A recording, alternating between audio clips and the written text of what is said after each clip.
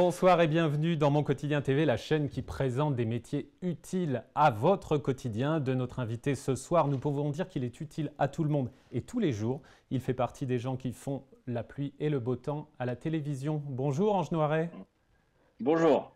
Merci d'être avec nous aujourd'hui. Vous présentez les bulletins météo de la matinale LCI du lundi au vendredi. Quel est votre titre exact? Est-ce que vous êtes présentateur, journaliste, météorologue, le tout à la fois? Non, je suis météorologue avant tout.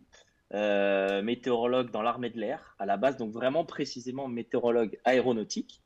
Et ensuite, je me suis un petit peu spécialisé dans la météo vulgarisée à la télé, à la chaîne météo et maintenant à LCI depuis bientôt 2 ans. Et journaliste en plus. C'est un vernis par-dessus le diplôme de météorologue. Voilà. Alors, expliquez-nous en détail votre parcours, parce que ça vient d'où déjà cette passion pour la météo? Ça vient de par hasard. Vous êtes Au très jeune, hein, départ, vous nous racontez déjà un tas d'expériences, vous êtes très jeune. Est-ce que ça remonte à très jeune, l'enfance? pas du tout. Non, non, non, non. Moi, la météorologie, vraiment, je connaissais pas du tout. J'étais pas passionné à la base quand j'étais petit. Je connaissais la météo un peu comme tout le monde à la télé, le bulletin météo d'Evelyne Delia notamment tous les soirs, mais sans plus. Et en fait, après le bac, je savais pas trop quoi faire. J'ai fait une école d'ingénieur, mais rien à voir avec la météo. C'était une école d'ingénieur plutôt axée sur le développement informatique, etc. Mais je l'ai quitté en cours. Ensuite, j'ai fait 2 ans en école d'art, donc je savais vraiment pas quoi faire. Et j'ai arrêté aussi en cours. Et ensuite, comme j'aimais le sport, un peu l'amour de la patrie, etc., je suis allé voir un centre de recrutement de l'armée de l'air plus précisément, parce que je voulais être pilote d'hélicoptère. Et sauf qu'ils me disent, bah non, t'as des yeux qui voient pas assez bien. Voilà, j'étais myope. Depuis, je me suis fait opérer, mais à l'époque, j'étais très myope. Et c'est l'armée de l'air qui me propose de faire météorologue. Je connaissais pas du tout, mais il y avait un besoin vraiment significatif de météorologue à cette époque-là. Il y en a toujours, je crois d'ailleurs. Et donc, je voulais tellement rentrer dans l'armée que j'ai accepté. J'ai fait mes classes. Ensuite, ils m'ont envoyé à l'école de Météo France en parallèle avec les civils. Et ensuite, bah voilà, chemin faisant, j'ai fait 5 ans dans l'armée de l'air au final, Et au début, à Orléans. quand on vous fait cette proposition, au début, c'est quoi? Vous dites c'est un prétexte pour entrer dans l'armée ou ça vous intéresse vraiment? Au départ, oui, c'était vraiment juste un prétexte pour rentrer dans l'armée parce que je connaissais pas du tout la météorologie et moi, je voulais juste de l'action, je voulais bouger, je voulais voyager, je voulais travailler rapidement. Et l'armée, elle a ça de fort, c'est qu'elle vous propose un métier très rapidement. J'ai dû faire un an et demi d'école pour ensuite travailler tout de suite après, avoir un diplôme de technicien en météorologie. Et donc voilà, ça permet d'aller rapidement dans un univers pro et c'est ce que je cherchais à ce moment-là. Et à ce moment-là, pendant vos études, la passion, elle est comment? Elle est grandissante? Si tant est qu'on puisse parler de Alors, passion? alors oui, par contre, dès que je suis arrivé à l'école de Météo France, la passion, comment elle est arrivée, mais comme vraiment un coup de poing au visage, c'était incroyable, ça m'était jamais arrivé dans ma vie. Parce que toute ma scolarité, j'étais plutôt un élève moyen, sans travailler. Sans travailler, j'arrivais toujours à avoir bac mention assez bien, à La avoir des science bonnes notes, enfin infuse? des moyennes notes. J'irais pas jusque-là, mais je me débrouillais toujours pour avoir 11, 12, 13 de moyenne, sans vraiment avoir de passion. Et en arrivant à Météo France, là, je découvre la matière de la météorologie et je découvre surtout la météopole. En fait, c'est comme ça qu'on appelle l'école de Météo France à Toulouse, c'est la météopole. Pourquoi? Parce que c'est le centre français, mais surtout c'est le centre européen de météorologie et globalement de recherche scientifique sur tout ce qui tourne autour de l'aéronautique. On connaît Airbus à Toulouse, mais il y a aussi le côté météorologie et recherche scientifique qui est très développé là-bas. Il y a le CNRS aussi, le CNRM aussi qui est là-bas. Et donc, j'ai tous ces outils qui sont à la pointe de la technologie, de la science et qui sont même pas disponibles autre part en France. J'ai découvert des super ordinateurs, des super calculateurs. On a accès à toutes les images satellites, toutes les animations radar qu'on veut partout dans le monde, n'importe quelle échéance, des données climatologiques à foison. Et vraiment, en très peu de temps, je me suis passionné pour la matière. Je me suis retrouvé à travailler, incroyable, à Pourquoi réviser le incroyable? soir.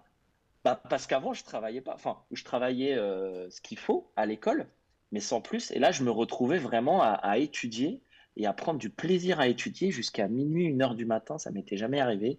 J'ai fini, pas premier de ma promo, mais parmi les premiers. Et voilà, et là vraiment, on peut dire que je suis tombé dans la passion du métier à ce moment-là. Ouais.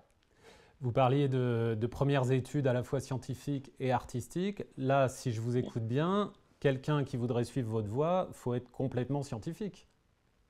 Oui, oui, oui, il faut être un minimum scientifique, notamment dans l'armée de l'air, il faut au moins un bac S, enfin anciennement un bac S. Maintenant, je pense qu'ils l'ont adapté avec les nouvelles formations. Il faut avoir au moins des maths, de la physique dans son cursus, mais faut quand même avoir des bases solides en maths et en physique.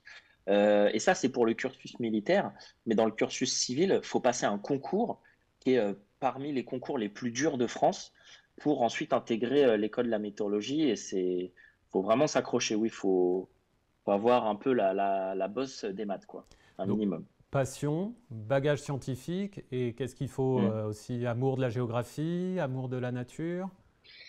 Non, la géographie pas particulièrement parce que j'étais un peu nul en géographie, je l'avoue. Mais ça s'apprend. Et à partir du moment où on aime la météorologie, en fait, comme c'est lié à la géographie, finalement, on l'intègre assez facilement. Parce qu'en fonction de là où il y a des reliefs, là où il y a des cours d'eau, la météorologie, elle change. Donc forcément, si on s'intéresse à la matière de la météo, on va apprendre là où il y a des cours d'eau, là où il y a de l'humidité, là où il y a de l'orographie, etc. Et ensuite, le côté artistique, c'était ça votre question? Non? C'était, en gros, qu'est-ce qu'il faut comme qualité pour exercer votre profession? Bah voilà, oui, l'amour de la météo. Franchement, c'est juste ça la base. Et oui, un peu de science. Voilà, un peu. Si vraiment on est fâché avec les maths et la physique, ça va être dur. Surtout la physique, parce que en fait, tout tourne autour de la physique, notamment parce qu'on décline ça en plusieurs matières. Il y a physique mathématique, physique de l'atmosphère, etc. Et vraiment, la physique, c'est très, très important. Alors, une fois passé l'armée, quel a été votre parcours et votre évolution pour arriver à la télévision? Alors, bah, ça s'est fait à la fin de mon contrat dans l'armée de l'air. Dans l'armée de l'air, on signe des contrats et le premier, c'est 5 ans. À l'issue de ce contrat, il me proposait de re-signer pour 7 ans. J'étais parti pour, je passais les concours officiers, etc. Et puis par hasard, juste bah, vraiment par hasard, j'envoyais des CV comme ça, à droite à gauche, notamment aux télé, à plusieurs médias. Enfin, c'était un peu C'était pour déjà un prendre la objectif, la température. télé? Bah, en fait, j'avais ouï dire d'un ancien confrère de l'armée de l'air qui était passé dans les médias, à la télé notamment. Et On peut dire donc, son je me nom? suis dit, oui, c'est Christophe Persson. C'est un ancien de l'armée de l'air aussi, Qui travaille, patriote, qui officie sur BFM TV? voilà, qui est à BFM maintenant et qui était dans l'Est de la France avant dans l'armée de l'air. Et donc, voilà, je me suis un petit peu inspiré de son parcours et je me suis dit, bah, c'est possible finalement d'avoir cette progression dans le métier. Et donc, par hasard, je me suis retrouvé à envoyer des CV. Et c'est là où la chaîne météo m'a répondu favorablement. On m'a dit, bah, tiens, ça tombe bien, on a besoin d'un météorologue juste à ce moment-là. Je crois que ça tombait 2 jours après la fin de mon contrat. J'ai même pas eu de vacances entre les deux. Et j'ai enchaîné directement. Je me suis dit, allez, c'est le moment de profiter de cette opportunité. Moi, je voulais. L'armée, c'est un avantage et un inconvénient en même temps, c'est que ça demande beaucoup de mobilité. On est muté très souvent, on fait des missions, par exemple Vigipirate, on est très mobile. C'est bien quand on est jeune, mais voilà, moi je voulais un peu me poser un peu plus. Et la chaîne météo me rapprochait de l'Île-de-France, puisque c'est de là d'où je viens, où j'ai ma famille, mes amis. Donc j'en ai profité voilà, pour recentrer tout ça en Île-de-France, en même temps découvrir une autre facette du métier, parce que la météorologie dans l'armée de l'air, c'est très technique. On fait les briefings pour les pilotes, pour la tour de contrôle, pour le directeur des vols, bref, pour toute la plateforme aéronautique. Et c'est des briefings très, très scientifiques. Finalement, on ne nous demande pas de vulgariser, quelquefois un petit peu, mais pas tant que ça. Et c'est très formel, c'est très intéressant, mais c'est très différent de ce qu'on nous demande à la télé. Et c'est ça que j'aime bien aussi dans la météo, c'est toute cette palette de possibilités. Et ça m'intéressait beaucoup, voilà, de voir un peu ce nouvel aspect du métier. Et donc, je me suis dit, allez, c'est parti, on y va. Et donc, c'est comme ça que je suis arrivé à la chaîne météo. Alors, vous parliez de vulgarisation, vous m'offrez une jolie transition. La météo, c'est quelque chose qui intéresse et qui concerne tout le monde, en tout cas une grande majorité. Le fait d'être à la télé, vous êtes peut-être plus visible qu'à la radio ou sur Internet. Est-ce que ça vous donne une responsabilité supplémentaire? Oui, oui, oui, oui, complètement. Après, une responsabilité supplémentaire par rapport au volume de gens que je touche, ça c'est sûr, par rapport à l'armée. Ensuite, c'est une responsabilité différente, parce que dans l'armée de l'air, évidemment, je faisais, entre guillemets, voler des avions et j'avais quand même la responsabilité de vie humaine et de matériel. Alors, je parlais de Euh, responsabilité par rapport à l'information que vous transmettez. Est-ce que, oui, enfin, on va en parler un peu plus tard, mais par rapport, on parle de prévision, c'est pas toujours exact. mhm. Est-ce que vous sentez cette responsabilité-là? Comment ça, c'est pas toujours exact? Ah bah, fallait bien C'est que je vous toujours pique un petit exact. peu. C'est une science exacte, la météorologie, contrairement à ce qu'on pense, c'est juste qu'elle a des applications qui sont à l'approcher. En réalité, on a des calculs mathématiques et physiques qui sont des équations exactes, hein, 1 plus 1 égale 2, et c'est la même chose dans l'atmosphère. Sauf que on s'est rendu compte que ces calculs mathématiques physiques exacts ne se vérifiaient pas à 100% dans l'atmosphère. C'est toujours à l'approcher, c'est à peu près vrai. Et donc, on peut le prendre dans l'autre sens, c'est à peu près faux aussi. Et ça, c'est le métier de l'être humain, du météorologue que je suis, c'est de détecter cette erreur, de savoir où elle est, et d'essayer de l'expliquer aux gens aussi, d'essayer d'expliquer aussi la prévision qu'il va y avoir malgré la présence de ces erreurs qui sont toujours là. Que je fasse une prévision pour demain ou pour dans 10 jours, il y aura toujours une part d'approximation. Et c'est ça qui fait que le métier est beau, c'est que tous les jours, on a un challenge de prévision météorologique à fournir aux gens, parce que moi, mon métier, c'est de fournir la prévision la plus exacte et de l'expliquer aussi le plus clairement possible. Et s'il n'y avait pas cette approximation dans la mathématique et la physique, bah, il n'y aurait pas besoin d'être humain. On aurait tous voilà, des météos sur nos téléphones qu'on a déjà, mais sauf qu'on se servirait que de ça, puisqu'elles seraient tout le temps exactes. Ça vous arrive peut-être sur les réseaux sociaux de prendre des remarques de gens qui se disent ah bah hier vous vous êtes trompé. Quasiment tous les jours. Malheureusement, bah, avec nos smartphones, voilà, souvent les gens ils regardent leur météo sur leur téléphone et ils me disent ah non, tiens, moi j'ai eu 12 degrés, t'avais prévu 11 degrés. Et, et c'est ça qui est difficile aussi à expliquer aux gens, c'est que la météo à la télé, les bulletins, c'est une météo globale.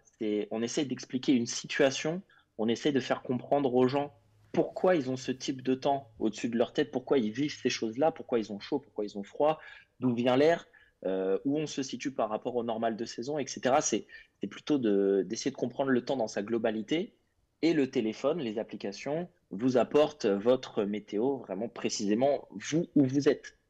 Mais moi, c'est pas mon métier, je peux pas faire la météo pour plus de 60 millions de personnes de façon individuelle. Alors vous êtes la petite pépite qui monte à TF1. Vous avez eu récemment plusieurs fois les honneurs de la presse télévisuelle. J'ai bien compris que ce n'était pas un rêve au départ, la télé, mais est-ce que vous auriez pu exercer ailleurs? Alors ça, vous l'avez fait. Et est-ce que plus tard, vous pourriez exercer ailleurs? En tout cas, qu'on ne vous voit plus à la Pour, télé. franchement, pour l'instant, non. Dans un futur proche, non. Pour l'instant, c'est mon but principal, vraiment. Votre Graal? Comment dire, c'est mon Graal exactement. Non, mais c'était pas un rêve, c'est vrai à la base, c'en est devenu un. Parce que, enfin, vraiment, moi, j'adore mon travail et gravir les échelons jour après jour. C'est un plaisir. Et puis, avoir les responsabilités qui arrivent petit à petit, c'est aussi Alors justement, super je me enrichissant. permets de vous couper parce que vous avez été adoubé, entre guillemets, par Evelyne Delia, la grande prêtresse de la météo sur la chaîne. Je crois même que vous avez présenté des bulletins météo sur TF1. Ça fait quel effet tout ça? Ça fait bizarre. Mais quand on est dans le feu de l'action, on se rend pas trop compte. Parce que ce jour-là, j'ai remplacé Tatiana Silva, justement, c'était en juin. Je venais de faire une matinale et on me dit est-ce que ça te dit d'enchaîner avec les bulletins météo TF1 parce qu'on a besoin d'un remplacement à la dernière minute. Et pas de souci, j'étais sur place. Mais j'étais comme un cycliste qui vient de faire une étape de montagne et on lui dit bah, vas-y, il y a un petit sprint à faire, est-ce que tu as envie? Et j'avais envie. Donc voilà, j'avais la tête dans le guidon, je me suis pas trop rendu compte de ce qui se passait et finalement j'ai plutôt vécu ça de manière assez professionnelle. Et c'est après coup que je me suis rendu compte, non mais quand même, je fais la météo à TF1 à 14 h, à 20 h. Donc Qu'est-ce le qui s'est sprint a été passé? gagné du coup. Bah, c'est aux téléspectateurs de le dire. Moi en tout cas, j'ai fait de mon mieux. Mais ouais, oui, c'était vraiment un truc incroyable.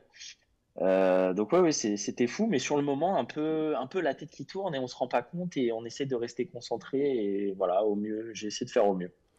Alors, pendant le bulletin sur TF1, vous étiez seul. Actuellement, vous êtes 5 jours par semaine sur la matinale LCI au milieu d'une bande. Ça change quoi? Ça change beaucoup de choses. C'est vrai, moi j'aime bien cette ambiance un peu bande. J'aime bien en fait les interactions.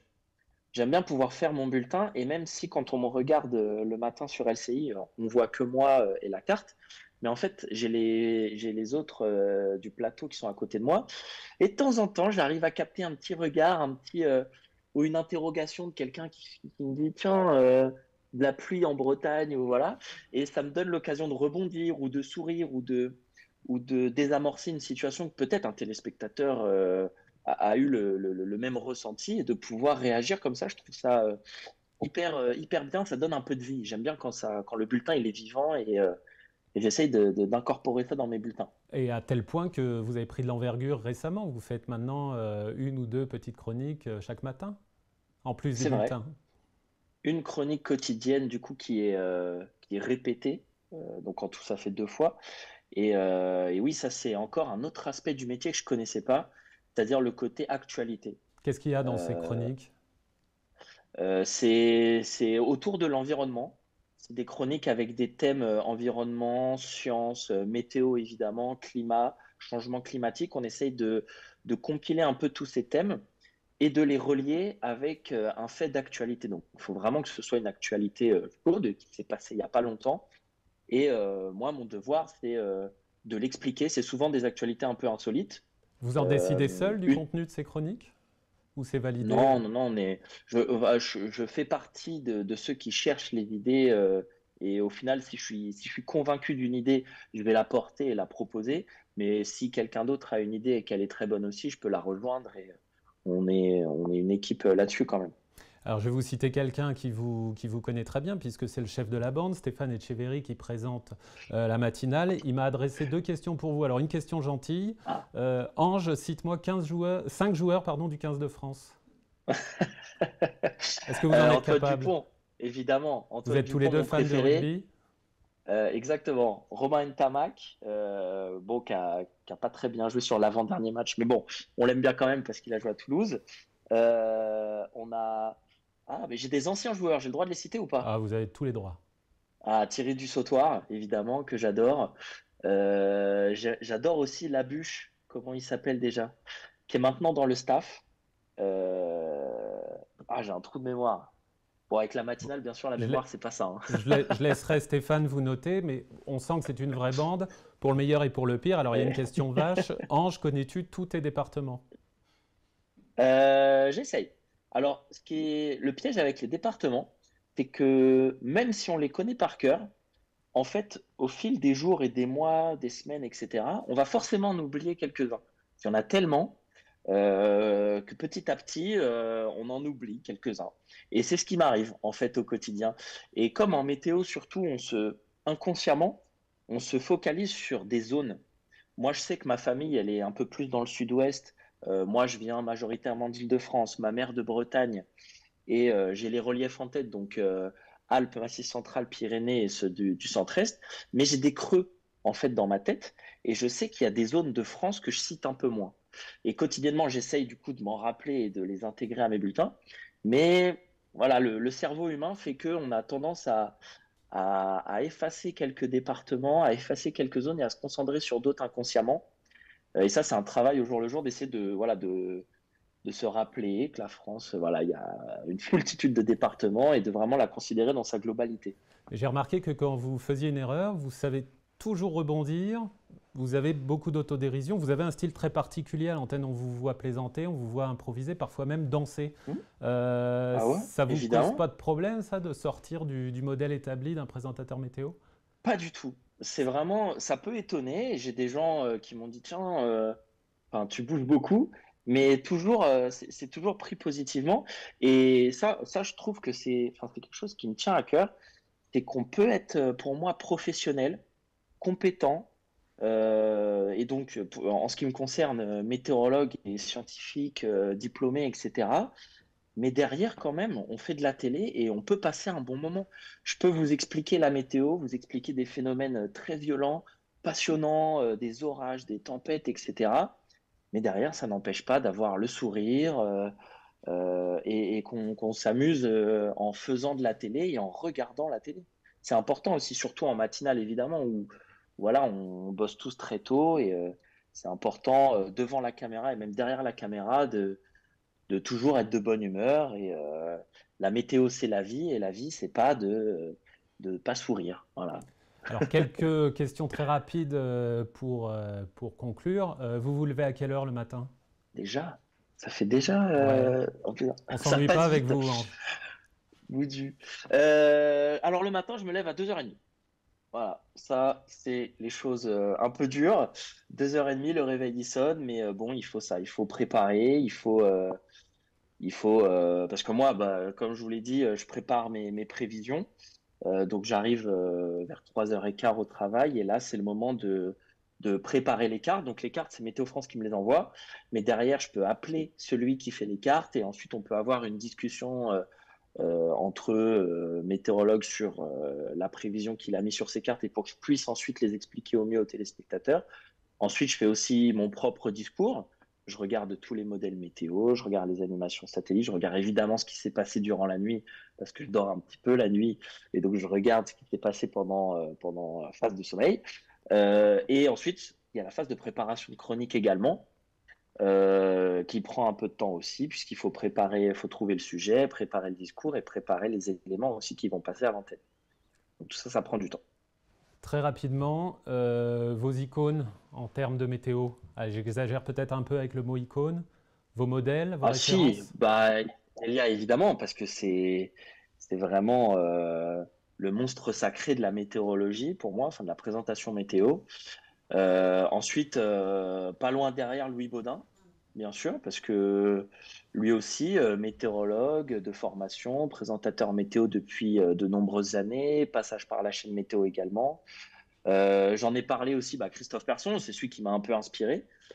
Et puis, et puis aussi, évidemment, comment s'appelle-t-il? Trou de mémoire. Mais on me compare souvent à lui, un présentateur météo de TF1 qui malheureusement nous a quittés en 99, je Alain crois. Gillot-Pétré?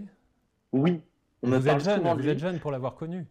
Et bah, en fait, je me souviens avoir vu quelques bulletins de lui, mais c'est assez enfoui dans ma mémoire. Mais c'est surtout maintenant qu'on m'a parlé de lui, j'ai regardé ses bulletins et c'est là où je trouve qu'il a donné quelque chose d'intéressant à la météo.